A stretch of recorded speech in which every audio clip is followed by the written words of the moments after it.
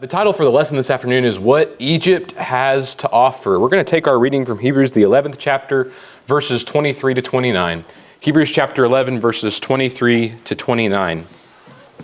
It says there in that passage, "By faith Moses, when he was born, was hidden 3 months by his parents because they saw he was a beautiful child, and they were not afraid of the king's command. By faith Moses, when he became of age, refused to be called the son of Pharaoh's daughter, choosing rather to suffer affliction with the people of God than to enjoy the passing pleasures of sin, esteeming the reproach of Christ greater riches than the treasures in Egypt, for he looked to the reward. By faith he forsook Egypt, not fearing the wrath of the king, for he endured as seeing him who is invisible. By faith he kept the Passover and the sprinkling of blood, lest he who destroyed the firstborn should touch them. By faith they passed the Red Sea as by dry land, whereas the Egyptians, attempting to do so, were drowned." We're going to have 3 points this afternoon as we work our way through this passage. I first want to talk about the context of the book of Hebrews and why this passage belongs in the book of Hebrews. We're going to talk about Moses' faith journey. We're going to go back to Exodus and we're going to go through his story and the details of his life that are recorded in Hebrews chapter 11. And we'll close off by drawing out some application and talking about our faith journey and how it looks in comparison to Moses. The book of Hebrews is self-described as a word of exhortation. Chapter 13 and verse 22, it says that this book has been a word of exhortation, a word of encouragement. Now, it's most likely written by Paul or a companion of Paul. Not going to get into that this afternoon, but just know that fact or that speculation. This book is written to Jewish Christians who are wanting to go back to the old law. So the reason it's described as a word of exhortation is because what the author of Hebrews is doing is exhorting these brethren to stay true to Christ, to stand firm in their new lives in which they are living. These Christians, the reason they wanted to go back is because they were facing imminent persecution. Chapter 10, verses 32 through 39 tells us about the fact that they hadn't yet resisted to bloodshed, but it was getting to that point where the persecution was continually getting worse and worse. And eventually, it would be a life or death situation for them, and they'd have to choose between Christianity and Judaism. Now, the history behind this is really interesting because there was a lot of question about the legality of Christianity. Christianity was a new religion, and so the people weren't familiar with it. They didn't know what it was like. And so the Romans, they knew what Judaism was, and they were able to sort of cooperate with the Jews. They let them continue to live their lives and to go to the temple and go to the synagogue and keep on doing what they're doing. But this new religion, Christianity, they didn't know much about. And so they were skeptical, and they began to persecute the Christians. Chapter 11 in particular highlights God's faithful people of the past and how they are an encouragement for the present distress that the people were under. So what the writer of Hebrews is doing in chapter 11 that I think we sometimes miss is he's not just throwing in randomly all these people of the Old Testament as some general encouragement. No, these people are selectively chosen for specific purposes because he's trying to tell these brethren specific things. And he's doing that by hearkening back to their history, hearkening back to what they already knew. Of course, we all understand the importance of history, and we have this certain attachment to our forefathers. We feel like we know them. We feel like we're familiar with them, like we grew up with them. So what the writer of Hebrews is doing is he's playing into that, and he's using that to prove to them as an argument for why they shouldn't leave the church, for why they shouldn't forsake Christianity. I want to go back and I want to look at Moses' faith journey, and I think once we get through it, you're going to see how this all works together and all wraps in a nice little bow in the book of Hebrews. Verse 23 once again says, "By faith Moses, when he was born, was hidden 3 months by his parents because they saw he was a beautiful child, and they were not afraid of the king's command." Now, if we go back to the book of Exodus, just for a little bit of context, this takes place after Joseph was in Egypt. Now, when Joseph died, they were still under a good Pharaoh, a good man for the most part. However, when that Pharaoh dies, a new Pharaoh comes into power, and this Pharaoh has a power complex. And he begins to be scared of this highly populous people, these Jews, and so he begins to commit genocide, and he begins to kill them off. So to prevent this rebellion, we see him carrying out this horrendous action. Exodus 1 verse 22, so Pharaoh commanded all his people, saying, every son who is born you shall cast into the river, and every daughter you shall save alive. So this is a terrible situation in which we find the Hebrews, in which we find the Jews. We see that Pharaoh is literally hunting down and killing their baby boys by drowning them to death after they're born.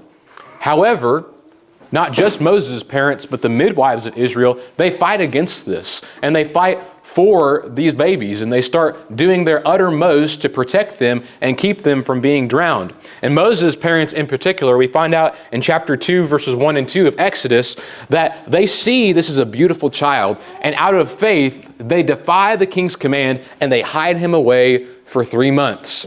Well, those 3 months pass by, and we find this account about the child Moses. Exodus 2, verses 3 to 10.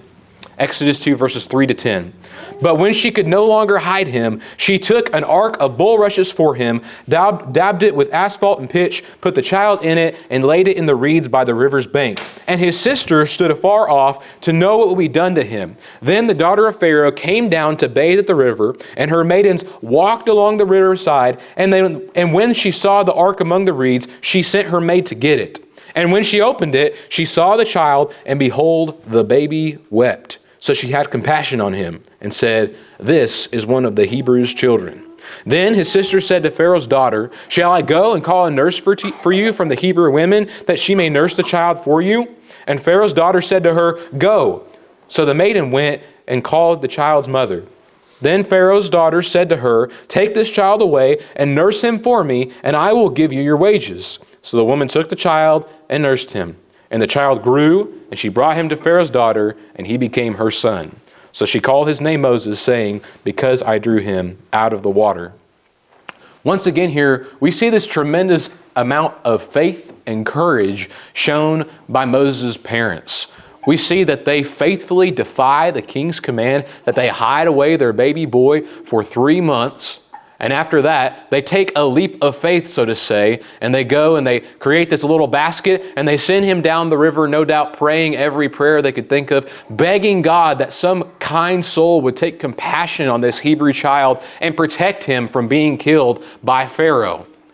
Well, lo and behold, Pharaoh's daughter finds him. And it's really smart what Moses' mother does. She sends her daughter along the river, and she's watching this whole situation unfold, and it's really clever what happens. She's standing there on the river, and she sees Pharaoh's daughter collect this baby, recognize that it's one of the Hebrew children, and then she smartly asks, she says, you know, this is a Hebrew baby. We need to get a Hebrew woman to nurse him.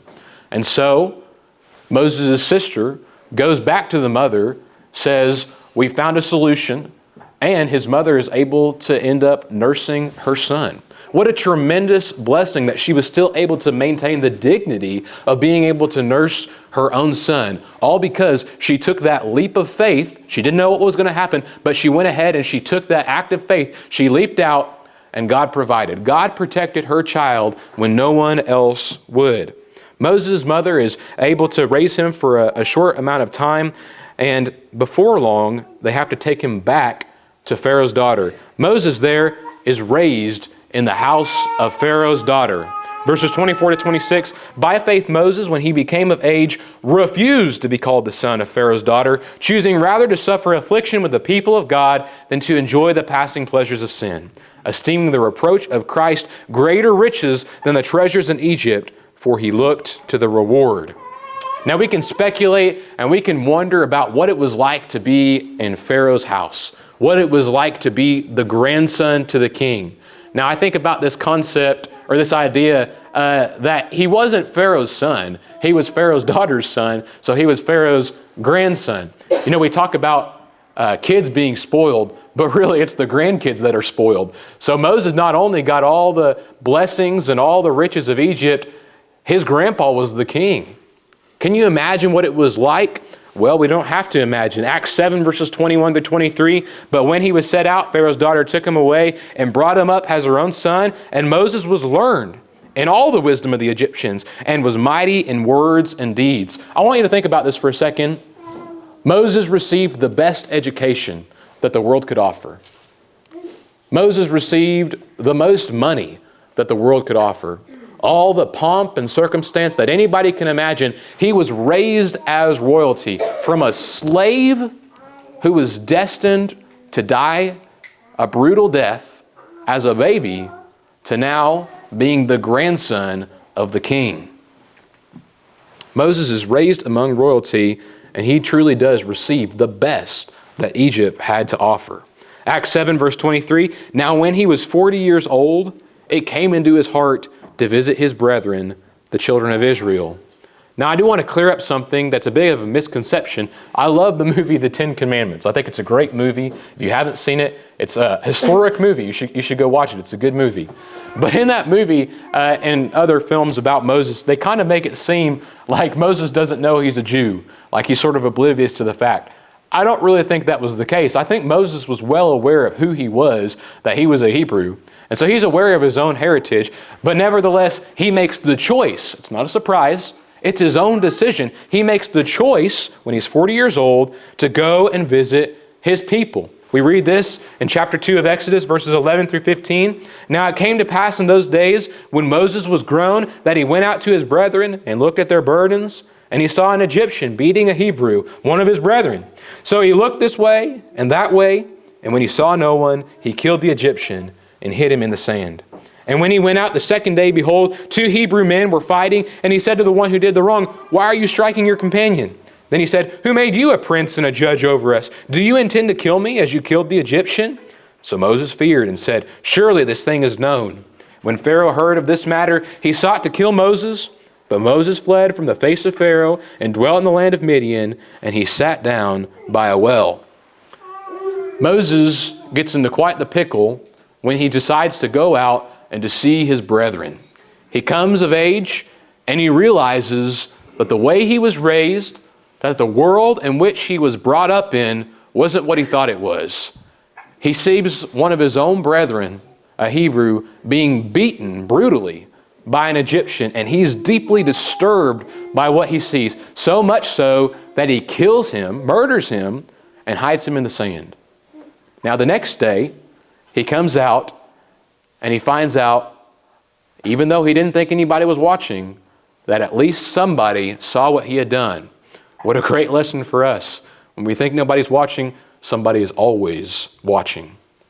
And so he flees. He runs away out of fear of the Pharaoh, and he goes to Midian, and God continues to bless him. Now, I do want to say this. I think Moses made the right decision, but I'm not saying he had the right action. His decision to go out to his brethren and to side with them and to side with the people of God was the right thing to do. Him killing the Egyptian wasn't necessarily the right thing to do. So nevertheless, Moses goes to Midian, and there he raises a family, and God continues to provide for him. Verses 24 to 26, by faith Moses, when he became of age, refused to be called the son of Pharaoh's daughter, choosing rather to suffer affliction with the people of God than to enjoy the passing pleasures of sin, esteeming the reproach of Christ greater riches than the treasures in Egypt, for he looked to the reward. I just want to say this. What would have been easier? What would have been easier? It would have been easier to go back. It would have been easier to turn a blind eye, see something, say nothing. That would have been the easy option. But he didn't take the easy way out. Moses chose. He made the decision to do things the right way, but also to do things the hard way. Moses knew what Egypt had to offer, but still he chose his brethren. By choosing to suffer with God's people, it says that Moses chose the reproach of Christ. Now, what is the reproach of Christ? We read about that in Hebrews chapter 11, but if you go to Hebrews chapter 13, we also read about the reproach of Christ. It talks there about going outside of the gate and suffering with Jesus. What the Hebrew author is getting at in Hebrews chapter 11 and in Hebrews chapter 13, he's saying to the Hebrew brethren, we're skipping ahead a little bit, he's saying to the Hebrew brethren, you're suffering right now. You're undergoing persecution. I know that. I get that. I'm going through the same thing. But when you suffer, you're not just suffering by yourself. You're suffering with Jesus. You're suffering the reproach of Christ. When you choose to suffer with the people of God, you're choosing to suffer with Jesus himself. It's as if you're going to Calvary with him. You're being nailed to that cross with him. You're suffering just as Christ suffered. So when Moses chose to suffer with the people of God, rather to enjoy all that Egypt had to offer, he was choosing Christ. He didn't know who Christ was, but he was choosing Christ. Isn't that amazing to think about? Moses chose Jesus over what Egypt had to offer. Hebrews 13, verses 12 through 13. Therefore, Jesus also, that he might sanctify the people with his own blood, suffered outside the gate. Therefore, let us go forth to him outside the camp, bearing his reproach. Moses looked to a greater reward than what Egypt had to offer. Verse 27, by faith he forsook Egypt, not fearing the wrath of the king, for he endured as seeing him who is invisible. We read here that Moses showed faith in what he couldn't see. He endured because he saw him, God, who is invisible. Now I want to say this just real quick. I want to ask the question, I want you to think about this. Do we have blind faith? Now that's a big debate. That's a big debate in the religious world. Do we as Christians have blind faith? Well, my answer to that is yes and no. Yes and no. It depends on what you mean by what you're asking. If you're saying that we have blind faith in the sense that we don't have any evidence and we're completely it's just a shot in the dark, and we're not basing our faith off of anything other than what we're feeling and emotion, then no, of course we don't have a blind faith. Faith comes from hearing, and hearing from the Word of God. We have faith because of what we read. We have faith because of what we understand based on the Word of God and the principles found within and the consistency within Scripture. We have faith because our faith is provable. But our faith is also blind. The reason our faith is blind is because we have confidence in what we cannot see. Even though we can be confident based on the evidence that it is certainly there, that we can trust God certainly because of the evidence, we still can't see God. God is still invisible to us. So therefore, yes, we do have blind faith in that sense. Colossians 1:15, 1 Timothy 1:17. Just like his parents, Moses has faith and takes courage over the king. What did it say there? It said, not fearing the wrath of the king. You want to know what it said about Moses' parents? They didn't fear the king. Moses chooses to be like his parents rather than his adopted family. He chooses to suffer with his true family, with the people of God. God calls Moses to return to Egypt and to free his people. That famous scene at the burning bush. And so, despite his personal fears, Moses leaves Midian, leaves his life that he had gone and he had created, and he obeys God, and he goes to confront Pharaoh. Pharaoh, as we know from the old story, hardens his heart, causing God to bring 9 plagues on Egypt. And that final plague is particularly interesting. Hebrews 11, verse 28, by faith he kept the Passover and the sprinkling of blood, lest he who destroyed the firstborn should touch them. We read here in Hebrews chapter 11, it sort of skips over quite a bit in Moses' life, but it zooms in and it focuses on this 10th plague. And I think there's something significant here that maybe we might miss at just a cursory overview of this passage. I want you to think about the rhyming, if that makes sense, that's here. And I'll explain that here in a second. I want you to think about what this is doing, what the text is trying to show us. You remember that at the beginning of the text, we read about how Pharaoh is taking Israel's children. Pharaoh is killing Israel's babies, is taking their sons. And so God, we think he doesn't hear, right? We think he's not there. It doesn't seem like he's there in the text. Why could he allow such an awful, awful thing to happen? And so years later, decades later, we see something else happen. We see God bring Moses, and suddenly the people realize something. They realize that God was listening. When they were crying out to God, begging him to have mercy because of the brutal genocide of what was happening to their people, God is listening, and God hears that, and God takes vengeance. Now, we might miss it if we're not paying attention, but what does God do? God protects his people. And suddenly, in that Passover scene, he takes Egypt's firstborn. And he goes and he passes over those households. And just as Pharaoh had been taking Israel's children, God takes Egypt's children. Now that's a scary thing to think about. That when we think God isn't paying attention, when we think he doesn't hear our cries, he hears our cries, he hears every single one of them. And it might be years before you think he's going to answer. But God will answer. And yes, there will be justice. We don't like to talk about that, but God is a just God. And it's a great thing when God takes vengeance. Vengeance is mine, says the Lord. God hears the cries of his children, and he restores what was taken from them. Moses' leadership by faith, once again, reflects his parents' faith. It says that he kept the Passover. He set the example. He led the children of Israel in protecting their children, just as his parents had done for him. And God delivers them once again. Hebrews 11, verse 29, by faith they passed through the Red Sea as by dry land, whereas the Egyptians, attempting to do so, were drowned. Once again, we see this rhyming. We see this callback, but we need to be paying attention. What is the text doing? What did Pharaoh do to the children of Israel? He was drowning their children. He was drowning their babies. Now what happens? God turns around and he drowns Egypt.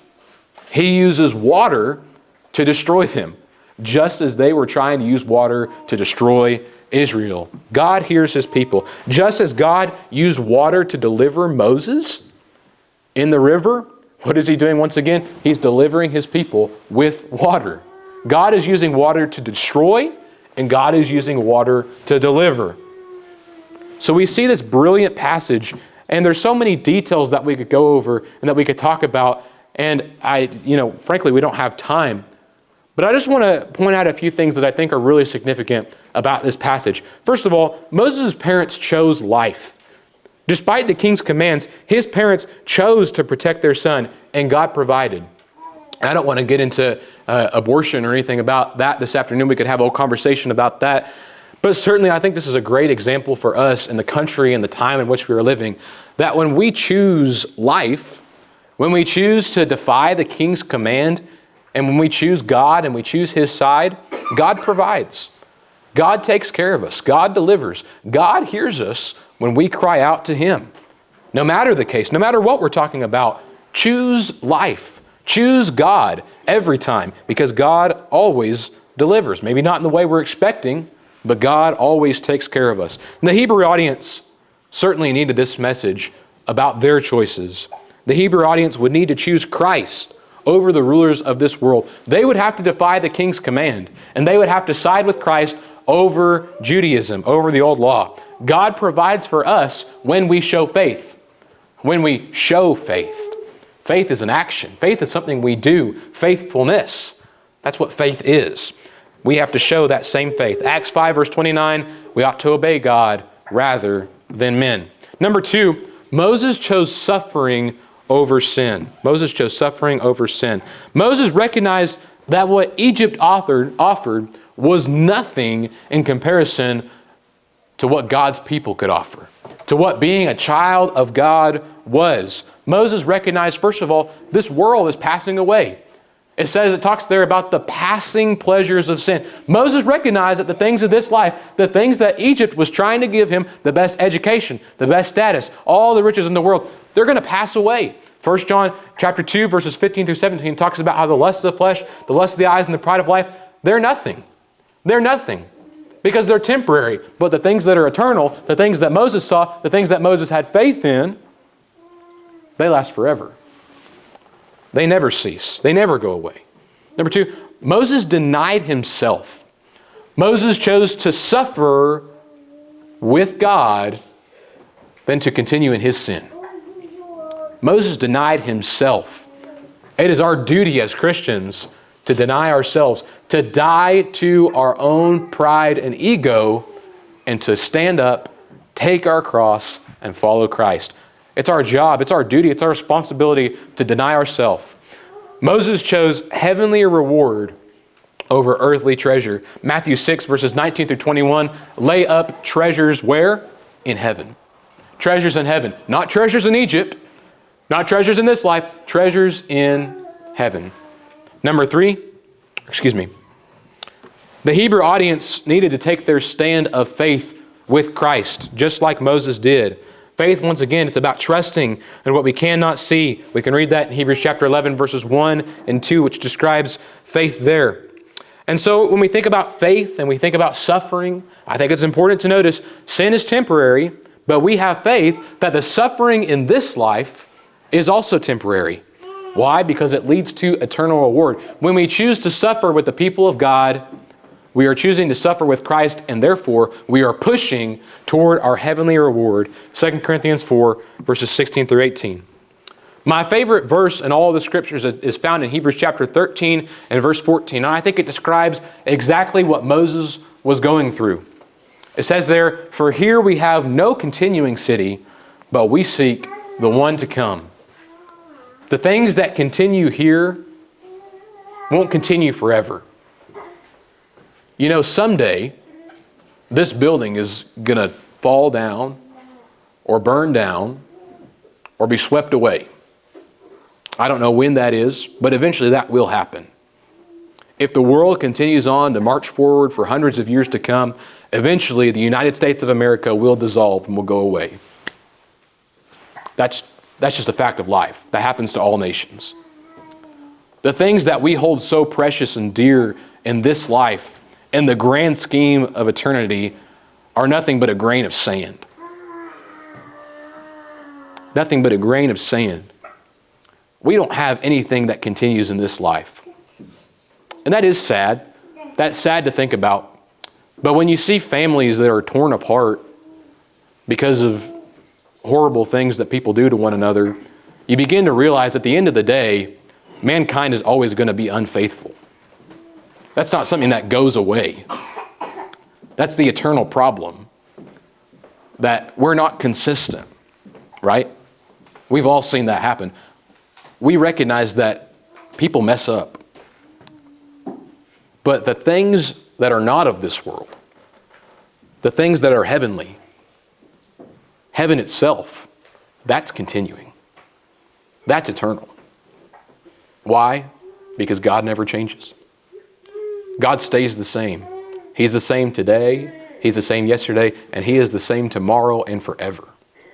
God is eternal. Number 3, in the end, Egypt lost. For Moses, Egypt offered education, status, and treasure.